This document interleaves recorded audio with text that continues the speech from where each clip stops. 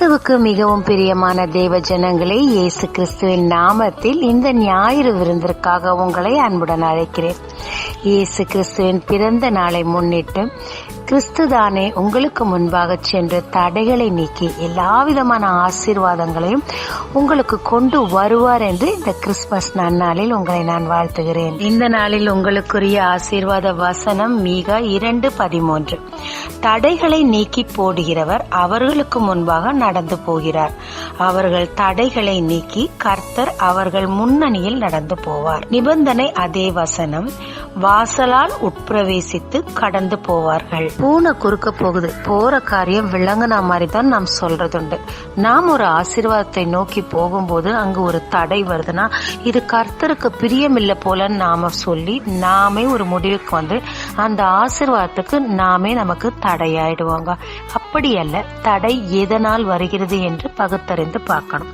கர்த்தரால் வருகிறதா, சாத்தானால் வருகிறதா, எதிரிகளால் வருதா, உறவுகளா, நண்பர்களா, எதனால் வருகிறது என்று பகுத்து பார்த்து தேவனிடத்தில் கிட்டி சேர்ந்து நம்மை நாம் ஒப்பு கொடுக்கும் போது தேவன் நமக்கு முன்பாக கடந்து போய் தடைகளை நீக்கி நமக்குரிய ஆசீர்வாதத்தை நம்மிடத்தில் கொண்டு வந்து சேர்ப்பாருங்க. இந்த நாள் வேத பகுதியில இந்த தடைகள் எதனால் யாரால் வருகுதுன்னு சொல்லி விரிவா பார்க்கலாங்க.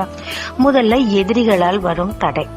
பார்வோன் இஸ்ரவேல் ஜனங்க அவங்க ஆசீர்வாத தேசமாகிய கானானை சுதந்திரித்துக் கொள்ளாதபடிக்கு 10 விதமான தடைகளை கொண்டு வந்தார். அந்த 10 விதமான தடைகளையும் ஆச்சரியமா சூப்பர் நேச்சுரல் பவர் கொண்டு தேவன் அடித்து உடைத்து கடந்து போக செய்கிறார்.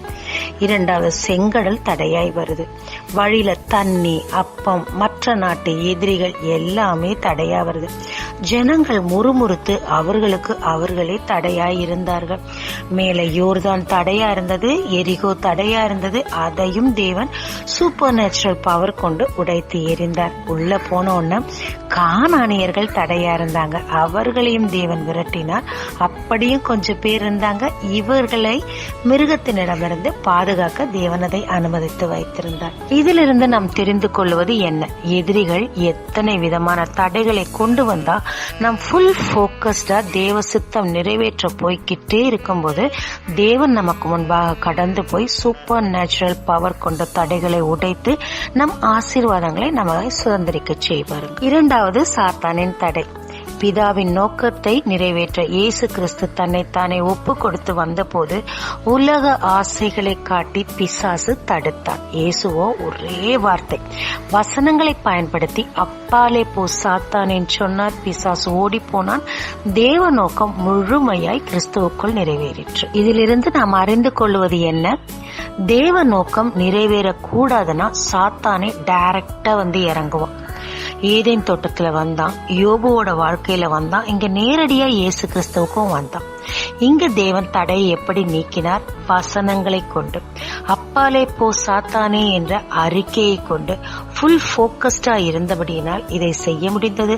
தடை நீங்கியது, தேவ நோக்கம் நிறைவேறிற்று. எதிரி தடுத்தான், சாத்தான் தடுத்தான், தேவனே சில காரியங்களை தடுக்கிறார். இங்க விஷயம் என்னன்னா, தேவ சித்தம் நிறைவேறணும்னா சத்ருவின் தடையை அவர் நீக்குவார், அவரே கூட தடையை கொண்டு வருவார். பீலேயாம் தேவ ஜனங்களை எதிர்க்க போறாரு. அப்ப தேவ தூதனானவர் நேரடியா இறங்கி அவரை தடுக்கிறார். தன் ஜனங்களை சபிக்க கூடாது, அவர்கள் ஆசீர்வதிக்கப்பட்டவர்கள்னு சொல்லி தேவ தூதன் இறங்கி ஊழியனை தடுக்கிறார். அடுத்தது பவுல். அப்போஸ்தலர் 16ல 6-7 பாத்தீங்கன்னா பரிசுத்த ஆவியானவரே அவரை தடுக்கிறதா சொல்லி இருக்கிறார். 9ஆம் வசனத்துல பாத்தீங்கன்னா அந்த தடையை ஏன் கொண்டு வந்தார் அப்படின்னு சொல்லி அவருடைய டைரக்ஷனை மாத்தி விடுறார். மக்கதோனியாக்கு போன்னு சொல்லி சொல்றார். இந்த காரியத்தை தேவன் ஏன் தடுத்தார்? இன்னொரு இடத்துக்கு போக ஏன் சொன்னார்? ஏன்னா போனப்பதான் லீதியால சந்திக்கிறாங்க. அவங்க மட்டும் இல்ல, அநேகர் ரட்சிப்படைறாங்க. இங்க தேவன் நோக்கம் வேறு இடத்தில் இருக்கும் போது நம் பாதை மாறி யோனாவை மாறி வேறு காரியங்களுக்கு நம்ம போவோமானா தேவன் அங்க தடுத்து குறுக்க நின்று நம்மள சரியான பாதையில நடத்துறாருங்க. சில நேரங்கள்ல நம் உறவுகளே நமக்கு தடையா இருக்காங்க. உதாரணத்துக்கு லோத்துனா மூடின்னு அர்த்தம். ஆபிரகாம் ஆசீர்வாதத்துக்கு அவர் ஒரு மூடியா தடையாதான் இருந்தாருங்க. இது ஆபிரகாம் எப்படி மேற்கொண்டார்னா விட்டு கொடுத்தார்.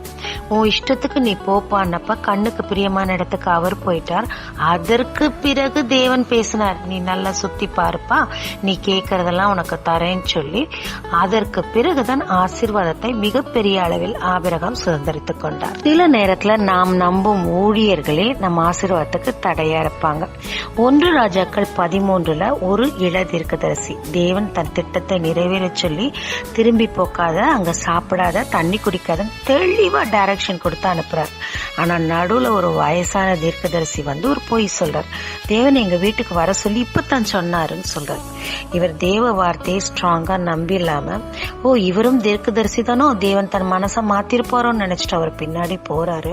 சிங்கத்தால் பீருண்டு செத்து போகிறார். சில நேரத்துல ஊழியக்காரர்கள் சொல்லுவதை நாம் நம்பும் போது கூட வேத வசனங்களோட நம்மளோட தேவன் பர்சனலா பேசுறது ஒத்து போகுதான் பார்த்து ஆவில் நிதானித்து கீழ்ப்படுகிறது நல்லதுங்க. கடைசியாக தனக்குத்தானே தடையா இருந்த நான் ரொம்ப ரொம்ப பரிதாபப்படுற 2 பேரை பத்தி பார்க்கலாங்க. ஒன்னு இளைஞன். அவர் தேவனிடத்துல வந்து நித்திய ஜீவனை அடைய வழி என்னன்னு கேட்கிறாரு. இவர் தன்னை ரொம்ப நீதிமானா காட்டுறார். சிறு வயதுல இருந்து எல்லா கட்டளையும் கீழ்ப்படுகிறதா சொல்றாரு. அப்ப கர்த்தர் எல்லாவற்றையும் விட்டுட்டு என் பின்னாடி வான்னு சொன்னப்ப பணம் அவருக்கு பெருசா இருந்ததுனால நித்திய ஜீவனை கேட்டவரு நித்திய ஆசீர்வாதத்திற்கு தேவன் வழிகாட்டினப்ப கூட டினை பண்ணிட்டு போயிடுறார். இல்லன்னா 12 சீஷர்களோட இவரும் ஒரு மிகப்பெரிய பங்கு நித்தியத்துல அடைஞ்சிருப்பார். யூதாஸ்காரியோத் இம்மையிலையும் மறுமையிலையும் மிகப்பெரிய ஆசீர்வாதத்தை இழந்த துர்பாக்கியசாலியான தனக்குத்தானே தடையை கொண்டு வந்த மனிதன். இந்த சீஷர்கள் இயேசு கிறிஸ்துவுக்கு அப்புறமா மிகப்பெரிய அற்புத அடையாளங்களை செய்து கனத்தோடும் மகிமையோடு இருந்தாங்க. நித்தியத்துல அவங்க நியாயம் தீர்ப்பாங்க, விசேஷமான பங்கு அவங்களுக்கு இருக்குன்னு கர்த்தர் சொல்லி இருந்தார். இந்த ஆசீர்வாதத்துக்கு சொந்தக்காரர் தான் யூதாஸ்காரியர். 30 வெள்ளிக்காசுக்காக அவசரப்பட்டு அவரா எதையோ கற்பனை பண்ணி இயேசுவை காட்டி கொடுத்து தன்னுடைய மொத்த ஆசீர்வாதத்தை இழந்து ஐயோன்னு சொல்லத்தக்க மனிதனா இந்த மனிதன் இருந்தார். ஆனா ஒண்ணுங்க, நிபந்தனையில் சொல்லப்பட்ட பிரகாரமாக வாசல் வழியா நேர்மையான முறையில ஆசீர்வாதத்தை சம்பாதிக்கணும். குறுக்கு வழியில போனா பணத்தை கொண்டு வாங்கிடலாம்னு நினைச்ச யூதாஸ் மாதிரி இம்மையிலும் மறுமையிலும் சகல ஆசீர்வாதங்களை இழக்க நேரிடும். அல்லது யாக்கோபு போல அண்ணனை அப்பாவை ஏமாற்றி ஆசீர்வாதத்தை அடைந்தால் ஆசீர்வாதம் கிடைக்கும், மரணம் வரைக்கும் கான்சிக்வன்சஸ் கிடைக்கும். அவங்க அப்பாவை அண்ணனை ஏமாற்றின மாதிரி மாமனும் தன் பிள்ளைகளுமே அவரை ஏமாற்றின, மரணம் வரைக்கும் அவருக்கு கண்ணீர் இருந்து கொண்டே இருந்ததுங்க. ஆமாங்க, எத்தனையோ விதமான தடைகளை பார்த்தோம். நமக்கு நாமே தடை கொண்டு வரதாங்க ரொம்ப பரிதபிக்கப்பட்ட நிலை. அவசரப்பட்டு தேவனை முறுமுறுத்து தடைகளை கொண்டு வராதபடிக்கு நம் ஆசீர்வாதத்தை வேகமாய் சுதந்திரிக்க நாம் தேவனை அண்டிக் கொண்டிருப்பது நல்லது. எதிரிகள், நண்பர்கள், ஊழியர்கள் எல்லார் மூலமும் தடை வரலாம். பகுத்தறிய வேண்டியது இங்க அவசியமா இருக்குது. சாத்தான் தடை கொண்டு வந்தா கவலைப்படாதீங்க, அதை மேற்கொள்ளும் தைரியத்தை தேவனே உங்களுக்கு தருவார். அதற்கு வசனம் உதவியா இருக்கும். கர்த்தர் தடை கொண்டு வரவரானா மிகப்பெரிய வேறு விதமான ஆசீர்வாதத்துக்கு நேராக நம்மை நடத்துகிறார்னு அர்த்தம். விஷயம் என்னன்னா, தேவனிடத்தில் பகுத்தறியும் ஆவியை கேட்டு எதனால் தடை வருகிறது என்று அறிந்து மேற்கொள்ளலாம். தடைகளை நீக்குகிறவர் உங்களுக்கு முன்பாக கடந்து போய் உங்களுக்குரிய ஆசீர்வாதத்தை நிச்சயமாய் உங்களுக்கு கொண்டு வந்து சேர்ப்பாருங்க. ஜெபிக்கலாமாங்க. தேவரே, நீ என்னை ஆசீர்வதிக்க விரும்புகிறபடியினால் எனக்கு முன்பாக சென்று என் பாதைகளை சரி செய்து தடைகளை நீக்கி ஆசீர்வாதத்தை கொண்டு வருகிறேன். நான் குறுக்கு வழியை தேடி எனக்கு நானே தடையா இல்லாதபடிக்கு எதனால் தடை வருகிறது என்று அறிந்து செயல்பட பகுத்தறியும் ஆவியும் எனக்கு தாரும்.